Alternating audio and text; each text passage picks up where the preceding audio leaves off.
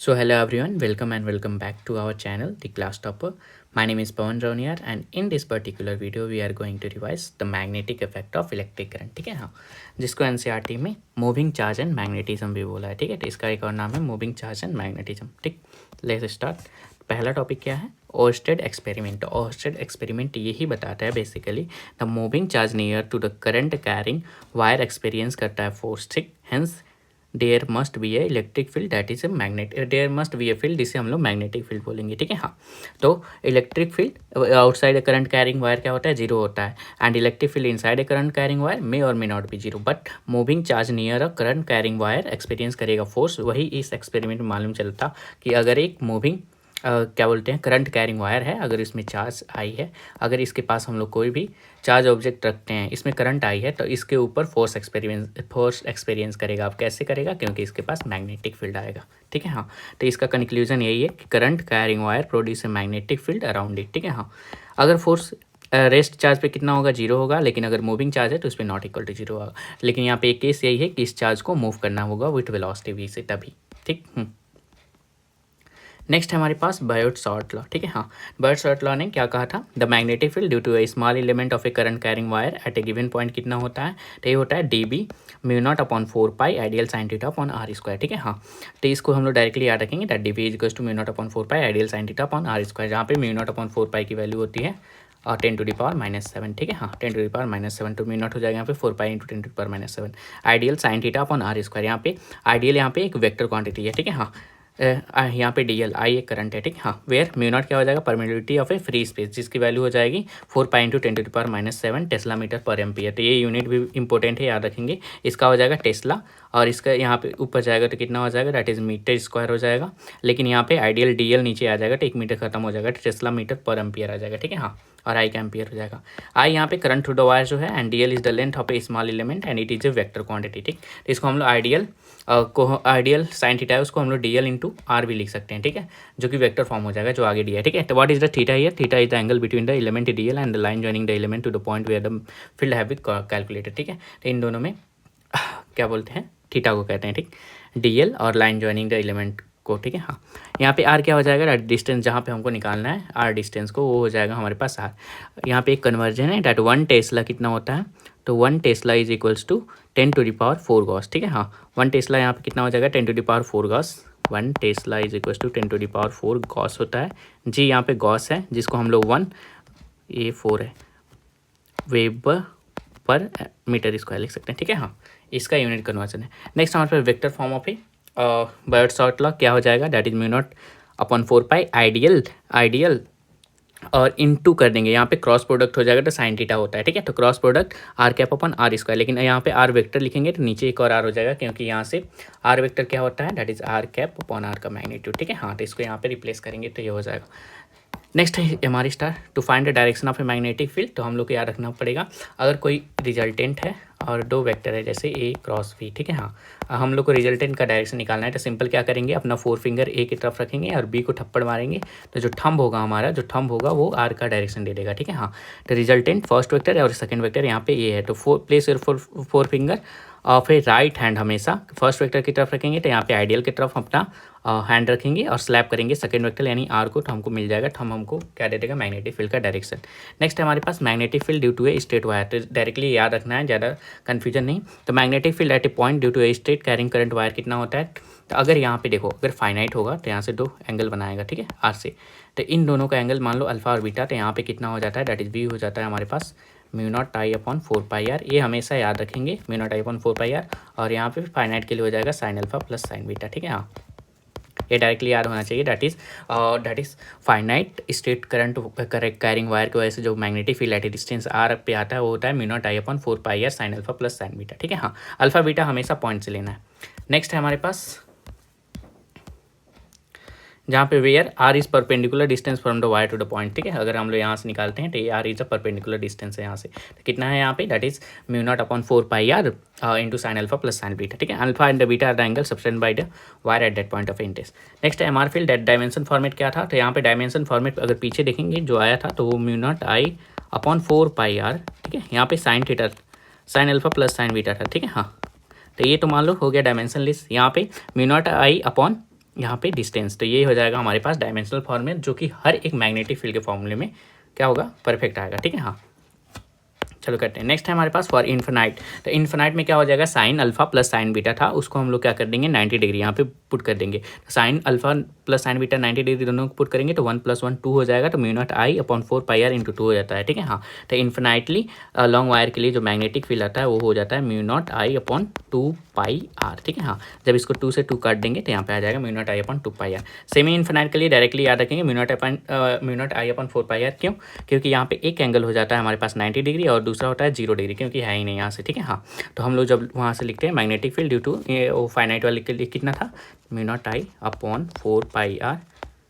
यहाँ पे हो जाएगा साइन 1 का 90 प्लस साइन 0। ठीक है, हाँ तो यहाँ पे 0 वाले का 0 हो जाएगा, साइन 90 का 1 हो जाएगा, तो इतना ही आ जाएगा mu naught I upon 4πr।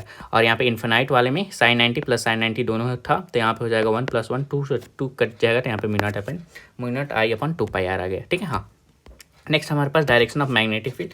Magnetic field हम लोग डायरेक्शन कैसे निकालेंगे, अगर एक करंट कैरिंग वायर से आई करंट पास कर रहा है तो इसके अराउंड हम लोग मैग्नेटिक फील्ड का डायरेक्शन कैसे निकालेंगे। तो राइट हैंड रूल होता है, क्या करेंगे, थंब हम लोग डायरेक्शन ऑफ ए करंट रखेंगे, तो यहाँ पे हम लोग डायरेक्शन अपना रख देंगे थंब का। थंब को किसके अलॉन्ग है, जैसे ए आई जा रहा है, ठीक, तो थंब हम लोग रख देंगे आई के अलॉन्ग। ठीक, और देन कर्लिंग फिंगर, तो हम लोग यहाँ से फिंगर को कर्ल करेंगे तो हम लोग को मिल जाएगा direction of a magnetic field. ठीक है, लेकिन ये कौन सा होना चाहिए, राइट हैंड होना चाहिए। जब राइट हैंड को हम लोग कर करेंगे तो इधर कर्ल हो जाएगा। ठीक है, हाँ मतलब इधर हमको मिल जाएगा, मतलब इधर से ये हमको मिल गया डायरेक्शन। ठीक है, तो direction of a magnetic field हमको मिल गया, तो इससे हम लोग कहते हैं राइट हैंड रूल। ठीक है, हाँ जो यहाँ पे दिख रहा है। ठीक, नेक्स्ट हमारे पास for a symmetrical object with a uniform current distribution हो तो उसमें net magnetic field at a क्या हो जाता है, सेंटर पे 0 हो जाता है। ठीक है, नेट मैग्नेटिक फील्ड इनसाइड 0 हो जाता है। ठीक, क्यों 0 हो जाता है, क्योंकि यहाँ पे मैग्नेटिक फील्ड अगर देखेंगे तो कितना होता है, अगर तो मान लो mu naught I upon 2πr। ठीक है, इसके लिए हो जाएगा। ठीक, लेकिन इस सभी के लिए है।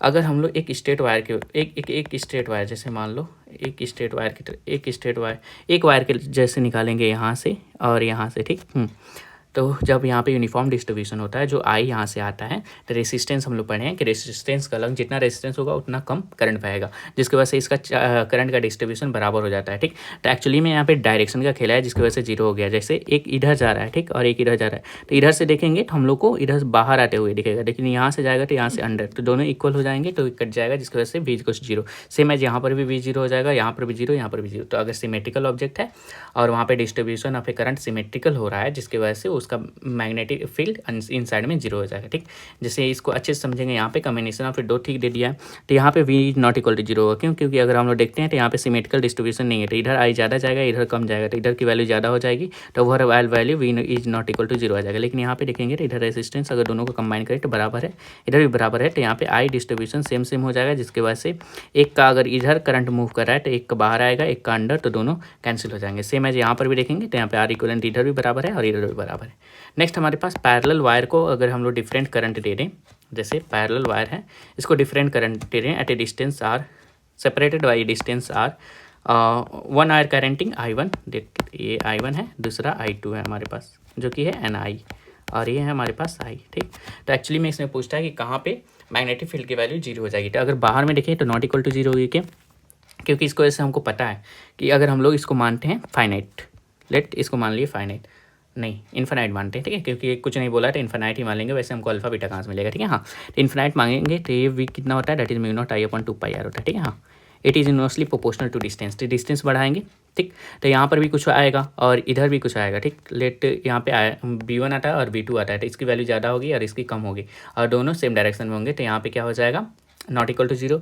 इधर भी सेम केस होगा, ≠ 0। लेकिन यहाँ पे अगर देखें, यहाँ पे मिड लेट करते हैं x डिस्टेंस पे, ये क्या है, 0 हो रहा है। कैसे 0 हो रहा है, एक का इधर जाएगा, एक का इधर जाएगा, तो यहाँ पे 0 हो जाएगा। मतलब एक्चुअली में एक का इधर नहीं बोल सकते हैं, क्योंकि इधर डायरेक्शन नहीं होता है, बल्कि हम लोग यहाँ पे राइट हैंड रूल लगाएंगे। तो यहाँ पे देखेंगे तो ये ऊपर जा रहा है, तो अगर करेंगे तो ये हो जाएगा अंडर डाउनवर्ड, लेकिन इसके वजह से देखेंगे तो इसके वजह से मैग्नेटिक फील्ड बाहर आएगा। ठीक है, तो ये दोनों अपोजिट डायरेक्शन में, ये कहने का मतलब है। ठीक है, तो अपोजिट डायरेक्शन में है, इसी की वजह से यहाँ पे नेट v यहाँ पे 0 आ जाएगा। वो कितना होता है, तो अगर दोनों चार्ज एक डायरेक्शन में जा रहे हैं, मान लो दोनों ऊपर गए, मान लेते हैं दोनों ऊपर गए या फिर दोनों नीचे गए, तो यहाँ पे x की वैल्यू हो जाती है from the smaller charge, that is r upon n+1। ठीक है, n+1 नीचे में क्यों आया, क्योंकि यहाँ पे ज़्यादा वैल्यू रहेगा तभी r से कम आएगा, क्योंकि ये तो r के अंदर ही है ना, तो इसलिए ठीक है। तो x equals to R upon n plus one. लेकिन अगर मान लो दोनों अपोजिट हैं, एक ऊपर जा रहा है और एक नीचे जा रहा है, तो वहाँ पे x की वैल्यू हो जाती है फ्रॉम द स्मॉलर चार्ज इधर आएगा, that is r upon n minus one, ठीक है। हाँ, फिर आते हैं move to the next topic.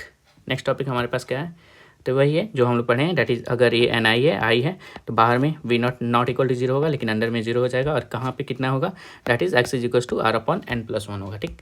Next हमारे पास similarities and difference between the Biot-Savart law and the Coulomb's law के बारे में पढ़ेंगे। तो कूलम्स लॉ हम लोग पढ़े हैं, इलेक्ट्रिक फील्ड के लिए होता है, तो ये प्रोड्यूस बाई स्केलर फोर्स, जो कि होता है हमारे पास चार्ज, लेकिन हमारे पास यहाँ पे आइडियल वेक्टर की वजह से आता है, जो कि हमारे पास करंट एलिमेंट होता है, मैग्नेटिक फील्ड प्रोड्यूस करता है, ठीक।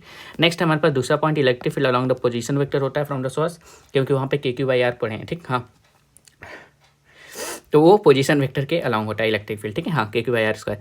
और यहाँ पे मैग्नेटिक फील्ड देखेंगे, ठीक, कूलम्स लॉ होता है ना, तो यहाँ पे इलेक्ट्रिक फील्ड, हाँ सही है, आई एम सॉरी, तो यहाँ पे हो जाएगा मैग्नेटिक फील्ड परपेंडिकुलर होता है position vector from the source से, क्योंकि ये साइन थीटा अगर हम लोग देखें तो क्रॉस प्रोडक्ट होता है, ठीक। हाँ, नेक्स्ट हमारे पास ये भी इनवर्स लॉ को फॉलो करता है, ये भी करता है, क्योंकि हम लोग पढ़े हैं, दैट इज क्या होता है, dV is equal to mu naught upon 4 pi, यहाँ पे I dl sine theta upon R square, ठीक है। हाँ, तो यहाँ पे इनवर्स स्क्वायर लॉ को फॉलो करेगा। ये भी लीनियर इनसाइड होता है, ये भी इनसाइड सोर्स लीनियरली ही डिपेंड करता है। ये हम आगे पढ़ेंगे जब हम लोग सॉलिड सिलेंडर का निकालेंगे मैग्नेटिक फील्ड, तब दिखाएंगे कि अंडर में डायरेक्टली प्रोपोर्शनल टू क्या बोलते हैं आर होता है, ठीक है, लीनियरली सोर्स करेगा।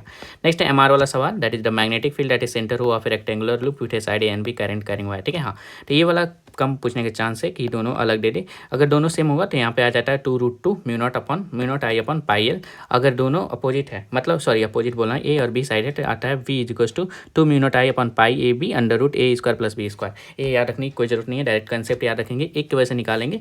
जैसे ए और ए बराबर है तो हम लोग इसके वजह से निकाल सकते हैं, लेकिन इसका डायरेक्शन भी बराबर आएगा, क्योंकि ये अपोजिट में है ना, तो इसके वजह से अंदर जाएगा, और इसके वजह से कितना इधर आएगा और इधर आएगा, ठीक। हाँ, एक मिनट, ये ऊपर जा रहा है तो यहाँ से हम लोग डालेंगे तो ये इधर चला जाएगा, ये नीचे आ रहा है तो राइट हैंड लगाएंगे तो ये भी अंदर ही जाएगा, ठीक है। तो दोनों का डायरेक्शन यहाँ पे ऐड हो जाएगा, कोई भी माइनस नहीं होगा, ठीक है। हाँ, नहीं तो जीरो नहीं हो जाता, ठीक है। हाँ, तो डायरेक्ट कंसेप्ट याद रखेंगे कि पहले को मानेंगे हम लोग फाइनाइट, और यहाँ पे जो एंगल होगा वो कितना हो जाएगा, दैट इज 45 और 45। इसको सॉल्व करेंगे, ठीक है। इसको सिंपल सॉल्व करना है, कैसे सॉल्व करेंगे, तो B इक्वल्स टू हम लिखेंगे mu naught I upon 4 pi are, ठीक है। हाँ, साइन 45 प्लस साइन 45, ठीक है। हाँ, ये रख के हम लोग सॉल्व करेंगे इसका।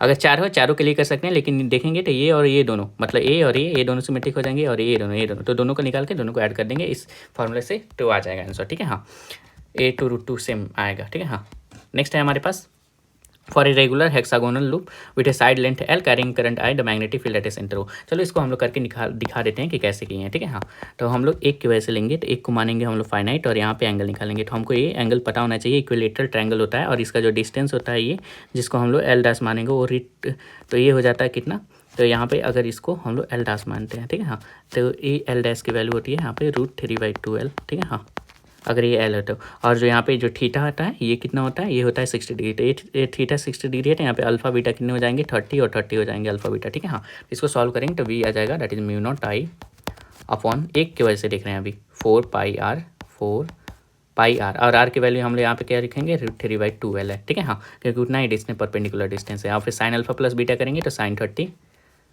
प्लस साइन 30, ठीक। लेट्स सॉल्व इट, तो यहाँ पे आ जाएगा म्यू नॉट आई अपॉन 2 से ख़त्म, तो यहाँ पे आ गया mu naught I upon 2 pi √3 into L, और इसको सॉल्व करेंगे तो यहाँ पे हाफ और हाफ 1 हो जाएगा, ठीक है। हाँ, अब नाउ इसको सॉल्व करेंगे तो कितने आएगा, तो ये देखो ये एक की वजह से आ रहा है, लेकिन यहाँ पे केवल 6 मतलब ऐसे 6, अगर हम लोग एक फाइनाइट वायर माने तो 6 हो जाएंगे, ठीक है। 6 मिल के एक हेक्सागोन बनाते हैं, 6 into mu naught I upon 2 pi √3L, ठीक है। तो इसको सॉल्व करेंगे तो यहाँ पे 3 आ जाएगा, और √3 से 3 को काटेंगे तो √3 mu naught I upon pi L, ठीक है। हाँ, तो इतना आया है ना, हाँ, √3 mu naught I upon pi L, ठीक है। तो ऐसे ही सबको सॉल्व करना है। तो इसमें पहले एक का निकालिए, फिर 6 का कर लिए। इसमें देखो अगर ये मतलब ये यहाँ पे देखो A इक्वल्स टू L रहता तो पहले एक का निकालते इंटू 4 कर देते, सेम आंसर आ जाता, ठीक है। हाँ, नेक्स्ट है हमारे पास magnetic field on a axis of a current carrying loop, ठीक। तो ये हम लोग को डायरेक्टली याद होना चाहिए कि एक करंट कैरिंग लूप से एट डिस्टेंस x पे जाएंगे तो एक्सिस पे कितना मैग्नेटिक फील्ड होता है, तो V एक्सिस होता है, that is mu naught I are square upon 2r² plus x² का पावर 3/2, ठीक है। हाँ, ये याद होना चाहिए, ठीक। तो mu not IR² 2 divided by 2r² plus x² power 3/2, ठीक है। हाँ, अगर इसमें x 0 पर पुट करेंगे तो इसके सेंटर पे कितना आना चाहिए, mu naught I/2 pi are आना 2r आना चाहिए, क्योंकि पाई कट खत्म हो जाता है ना। हाँ, इसमें पाई कहाँ से आएगा, म्यू नॉट IR²। चलो x को 0 रखते हैं, तो x को 0 रखेंगे यहाँ पे, तो ये 0 हो जाएगा। r का पावर 2 है ना, हाँ, तो r का पावर 2 इंटू 3/2 होगा, तो यहाँ से 2 से 2 खत्म हो जाएगा, r³ आ जाएगा। लेकिन ऊपर r² है, तो इसको काट देगा तो नीचे सिर्फ r बचेगा, तो यहाँ पर हो जाएगा that is v at a centre mu naught I/2r, ठीक है। हाँ, इतना आ जाता है जो कि यहाँ पे दिया है। At a centre of a circular loop कितना होगा, म्यू नॉट I/2r हो गया। सेम ही सर्कुलर लूप के लिए देखो, टोटल के लिए कितना है 2r, तो उसका आधा कितना हो जाएगा, म्यू नॉट I/4r होता है, ठीक है। ये याद रखेंगे डायरेक्टली। फिर अगर क्वार्टर पे देखेंगे तो इसका क्वार्टर का कितना हो जाएगा 1/4, तो इसका 1/4 करेंगे तो म्यू नॉट I/8r आ जाएगा। इसके लिए सिंपल जनरलाइज फार्मूला अगर लिखें तो देखो, टोटल 2π डिग्री के लिए कितना होता है, 2π रेडियन के लिए हमारे पास है म्यू नॉट I/2r, ठीक है, मैग्नेटिक फील्ड, ठीक। तो एक यूनिट के लिए मतलब एक थीटा के लिए मतलब एक रेडियन के लिए कितना हो जाएगा, mu naught I/2r divided by 2π, ठीक। तो थीटा के लिए कितना हो जाएगा, तो इसमें से थीटा से मल्टीप्लाई कर देंगे, तो this is the generalise formula. अगर magnetic field at angle theta निकालना है तो म्यू नॉट I/2r इंटू थीटा/2π हो जाएगा, ठीक है। हाँ, जो कि यहाँ पे फॉर्मूला दिया है, generalise formula of a circular कितना है, म्यू नॉट I/2r थीटा/2π, ठीक। डायरेक्शन ऑफ मैग्नेटिक फील्ड इन्हें करंट कैरिंग लूप में देखेंगे, तो अगर इसमें करंट एंटी क्लॉकवाइज बहेगा तो याद रखेंगे एंटी बाहर आती है, तो यहाँ से बाहर आएगा, ठीक, आउटवर्ड होगा। लेकिन अगर क्लॉकवाइज है तो अंकल अंदर जाते हैं, इसका मतलब ये कैसा हो जाएगा, इनवर्ड हो जाएगा, ठीक। एंटी क्लॉकवाइज करंट मतलब produce an upward magnetic field, and clockwise होगा तो डाउनवर्ड मैग्नेटिक फील्ड हो जाएगा, ठीक है। हाँ, ग्राफ ऑफ मैग्नेटिक फील्ड देखेंगे तो ये ऐसे कुछ हो जाता है। इनसाइड में कैसे है, इनसाइड में म्यू नॉट I/2r रहेगा कांस्टेंट, उसके बाद से यहाँ पे बाहर में आ जाएंगे तो इनवर्सली प्रोपोर्शनल टू x हो जाता है, ठीक है। हाँ, तो इसका ग्राफ कुछ ऐसे बनता है, और ये हम लोग याद रखेंगे। बाहर में हाइपरबोला और बीच में थोड़ा सा कांस्टेंट, दोनों को मिलाएंगे तो स्मूथली बन जाता है। नेक्स्ट है 5th नंबर पॉइंट कह रहा है magnetic field due to a looping of a wire. तो हम लोग लूप बना रहे हैं, ठीक है। जैसे एक की वजह से कितना था, म्यू नॉट I/2r था, ठीक। अगर हम लोग r को कांस्टेंट रख दें, मतलब सेम रेडियस का रहे, और इसी में हम लोग और ऐड करते गए वायर, और सेम रेडियस पे खूब सारे वायर को हम लोग ऐड कर दिए, ठीक। Let n is the number of loop, मान लो हम लोग 6 लूप बना दिए, ठीक। तो जो नेक्स्ट इसका मैग्नेटिक फील्ड होगा वो कितने टाइम्स होगा, इनिशियल का, इनिशियल V0 है जो कि इक्वल कितना है, म्यू नॉट I/2r के, ठीक। तो ये कितना हो जाएगा, तो सिंपली याद रखेंगे जो नेक्स्ट हो जाएगा जो V' होगा वो होता है n टाइम्स V0 हो जाएगा, ठीक है। मतलब n into mu naught I/2r, तो ये दे दिया है, दैट इज अगर न्यू होगा तो n लूप के लिए v कितना हो जाएगा, that is n times into V1 loop, ठीक। लेकिन अगर यहाँ पे रेडियस ना कंस्टेंट करके सेम एज जो है, मान लो अगर ये वायर है और इसको हम लोग खोल दें यहाँ पे, तो दिस इज द सर्कम्फ्रेंस और द लेंथ आ गया। इस लेंथ को कांस्टेंट रख के इसका रेडियस कम कर दो, मतलब इसी को हम लोग क्या कर रहे हैं, इसको बार बार करेंगे तो ये छोटा हो जाएगा बहुत, मतलब ऐसे छोटा हो जाएगा, ठीक। रेडियस इसका छोटा हो जाता है, तो जो इसका मैग्नेटिक फील्ड आता है वो होता है n² टाइम V0, ये याद रखेंगे, ठीक है। n² टाइम्स हो जाता है, ठीक। अगर हम लोग रेडियस को घटाएं, लेंथ कांस्टेंट रखेंगे तो n² V0 हो जाएगा, लेकिन रेडियस कांस्टेंट रखेंगे और नंबर ऑफ लूप बढ़ा देंगे, तो इसमें भी नंबर ऑफ लूप ही बढ़ रहा है, लेकिन नंबर ऑफ लूप बढ़ा रहे हैं सिर्फ r को कांस्टेंट रख के, तो वो केवल n टाइम्स बढ़ेगा, ठीक है, जो कि यहाँ पे दिया होगा। सेम वायर रिवाउंड कर दिया, लेकिन रेडियस को रिड्यूस करके, तो वहाँ पे L = 2πr जो कि सर्कम्फ्रेंस है वो कांस्टेंट रहेगा। तो यहाँ पे जो क्या बोलते हैं मैग्नेटिक फील्ड आता है वो n² टाइम्स हो जाता है इनिशियल के, ठीक है, क्योंकि यहाँ पे जो न्यू रेडियस होता है वो r/n टाइम्स कम हो जाता है, जिसकी वजह से यहाँ पे new magnetic field n² times बढ़ जाता है, बस इतना याद रखेंगे। तो n अगर मान लो 3 लूप बनाएगा तो 9 टाइम्स बढ़ जाएगा, 9 बनाएगा तो 81 टाइम्स बढ़ जाएगा, ऐसे क्वेश्चन आते हैं, ठीक है। नेक्स्ट है हमारे पास Ampere circuit law, same as the Gauss law जो हम लोग पढ़े इलेक्ट्रिक फील्ड में, ठीक है। हाँ, ये हम लोग क्यों यूज़ करते हैं, to find the magnetic field, ठीक है। हाँ, तो यहाँ पे B दैट इज जो यहाँ पे एम्पियर सर्किट लॉ होता क्या है, तो ये होता है close integration of a B.dl, हाँ, B.dl is equals to mu naught I enclose charge की वजह से, ठीक है। हाँ, तो V due to magnetic field due to all inside और आउटसाइड करंट, जैसे वहाँ पे इलेक्ट्रिक फील्ड आता था, ऑलवेज वैलिड होता है ऑल टाइप ऑफ करंट के लिए, only applicable when current distribution symmetric होता है, तभी हम लोग इसको यूज़ कर सकते हैं मैग्नेटिक फील्ड निकालने के लिए, ठीक है। Not a magnetic flux because here A close line integral आता है, तो इसका फॉर्मूला क्या है, तो यही है ampere circuit law, that is B.dl of a close integration of a B.dl is equals to mu naught I, ठीक है। तो यहाँ पे जो I है वो इनक्लोज चार्ज होना, इनक्लोज करंट होना चाहिए, ठीक है, ये वेरी इंपॉर्टेंट।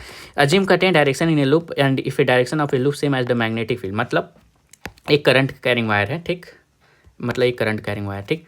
और यहाँ पे हम लोग को म्यू नॉट I हम लोग निकाल रहे हैं I इनक्लोज, ठीक है, I की इनक्लोज। तो अगर करंट का direction of a loop same है मैग्नेटिक फील्ड। तो यहाँ पे अगर मैग्नेटिक फील्ड का डायरेक्शन थंब से निकालेंगे तो वो भी इधर ही आएगा, मैग्नेटिक फील्ड इधर से इधर जाएगा। और यहाँ पे लूप का भी डायरेक्शन एक गिवन होगा डीएल वेक्टर का, तो अगर इधर है तो अगर ये दोनों सेम साइड पे हैं मतलब दोनों अलॉन्ग मतलब डायरेक्शन सेम है तो यहाँ पे हम लोग म्यू नॉट आई पॉजिटिव लेंगे। लेकिन अगर मान लो डीएल इधर है और मैग्नेटिक फील्ड इधर है तो इसको हम लोग नेगेटिव कर देंगे, ठीक है हाँ। तो विल बी पॉजिटिव, अगर अपोजिट है तो then it will be negative, ठीक है हाँ।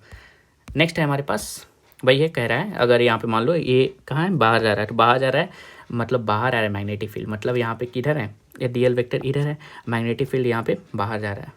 सॉरी ये मैग्नेटिक फील्ड नहीं है, ये यहाँ पे एक्चुअल करंट दिखा रहा है। तो इसका मैग्नेटिक फील्ड बाहर कितना हो जाएगा, एंटी क्लॉकवाइज का ही ना बाहर होता है, तो ये भी एंटी क्लॉकवाइज होगा, ये भी एंटी क्लॉकवाइज, तो इसका पॉजिटिव है। लेकिन इसके वजह से डॉट है तो इधर एंटी क्लॉकवाइज होगा, लेकिन यहाँ पे क्लॉकवाइज है, तो ये दोनों अपोजिट हो गए, तो यहाँ पे माइनस म्यू नॉट आई लिखेंगे, ठीक है हाँ। बी इज एंटी क्लॉकवाइज तो यहाँ पे लूप इज क्लॉकवाइज है, ठीक है। तो इसको हम लोग क्या लिखेंगे, नेगेटिव लिखेंगे। सिंपल है, अगर दोनों डायरेक्शन एक साइड होगा तो पॉजिटिव, अगर अपोजिट होगा तो negative. Step two apply the ampere circuit law उतना इंपॉर्टेंट नहीं होता है, बस ऐसे याद रखेंगे कि पहले हम लोग क्या करना पड़ेगा, क्लोज सिमेट्रिक एम्पीरियर लूप बनाना पड़ेगा, जो कि जहाँ पे हम मैग्नेटिक फील्ड निकाल रहे हैं वहाँ से पास करना जरूरी है। जैसे एग्जांपल हो गया सर्कुलर एंड स्क्वायर लूप। दूसरा angle between loop and magnetic field कितना होना चाहिए, ये वेरी वेरी इंपॉर्टेंट है line. Angle between the loop जो करंट कैरिंग लूप है और मैग्नेटिक फील्ड में कितना होना चाहिए, 0 डिग्री, 90 डिग्री और 180 डिग्री होना चाहिए, ठीक है हाँ। Value of b must be constant होगा एम्पीरियल लूप पे, ठीक है हाँ।